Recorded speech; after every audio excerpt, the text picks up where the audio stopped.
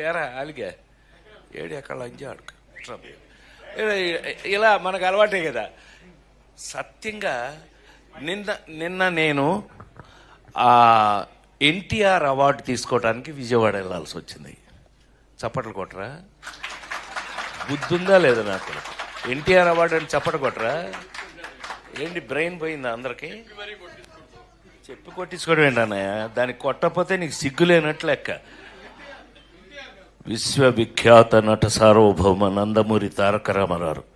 So అది ఆ award నిన్న ఈ సంవత్సరం అదేదో ఆ ఇంట్లో తెలుసుగా, మీ అందరికి ఐడియా ఉందో లేదో, ఎన్టీ రామారావు ఇంట్లో గొడ్ల చావిట్లో పుట్టాను నేను, నిమ్మకూరులో.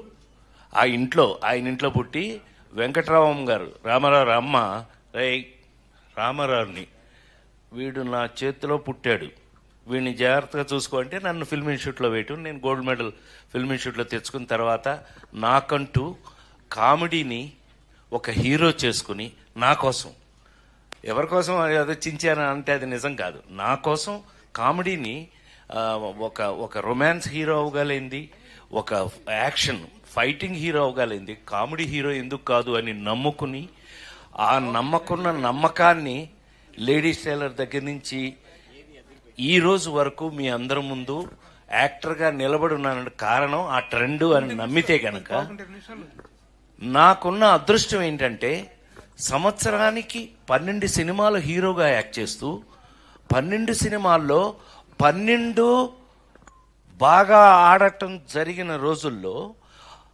ఎందుకు ఆడింది అని అంటే కారణం, ఇవాళ మీకు నేను ఇక్కడ నిలబడి ఉండడానికి కారణం, ఒక సినిమాకి సంబంధం లేని కథలు, సంబంధం లేని ఆ స్క్రీన్ ప్లేలు, సంబంధం లేనటువంటి కామెడీ, వంశీ దగ్గర నుంచి జంజాల గారి దగ్గర నుంచి చివరికి నేను హీరోగా అలా చేసుకుంటున్న రోజుల్లో నాకు చివరికి నేను తెచ్చుకోవాల్సిన పరిస్థితి వచ్చింది ఒక స్టేజ్కి వచ్చేటప్పటికి.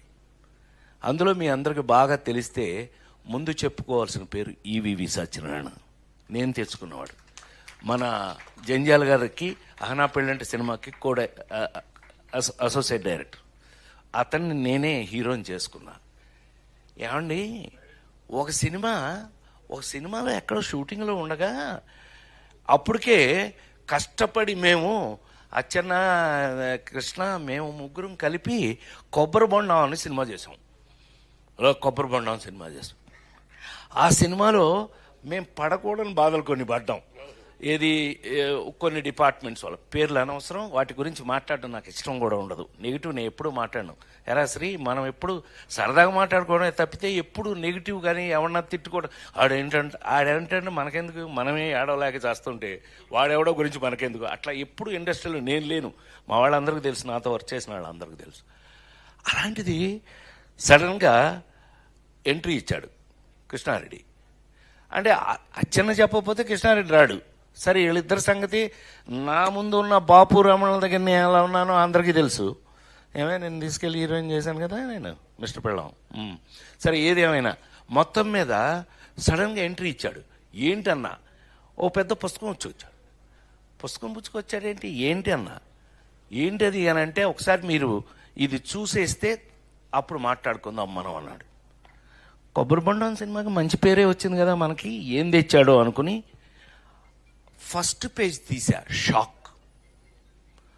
I'm not joking. 2 నిమిషాలు మాట్లాడచ్చు కదా. ఇట్లా బొమ్మలేసింది అబ్బాయి. ఎవరు, జయదేవ్ ఎవరు వేశారు, జయదేవ్ అని గ్రేట్, మన బాపు గారి లాగా స్కెచ్ బొమ్మలు వేసే వ్యక్తితో. అది ఫస్ట్ పేజ్ ఓపెన్ చేశా. ఫస్ట్ పేజ్ ఓపెన్ చేస్తే షాక్, ఎంత షాక్ తిన్నానంటే, ఒక టేబుల్ మీద నేను భోంచేస్తున్నా, నా బొమ్మ వేసింది, పక్కన ఏనుగు అది తింటుంది పక్కన. అన్నయ్య నిజంగానే నేను షాక్ అయ్యాను. నువ్వు నమ్మి తీరాలి. అసలు వీళ్ళకి చెప్పలేదు ఇంతవరకు, ఎప్పుడు మేము అట్లా బయట చెప్పుకునే అవకాశం నాకు రాలా. ఇలా బొమ్మలు ఓపెన్ చేసుకుంటూ మొదలు పెడితే ఒక 22 ఎన్ని పేజీలు అబ్బాయి ఆ రోజున మనం చూసింది ఆ పెయింటింగ్స్. 20 నాకు గుర్తుండి, నేను చెప్తాను నీకెందుకు, నేను కదా గుర్తుండ. ఏంట్రా ఏంటి గొడవలా కొట్టేసుకుంటున్నారా, ఎవరైనా వచ్చారా?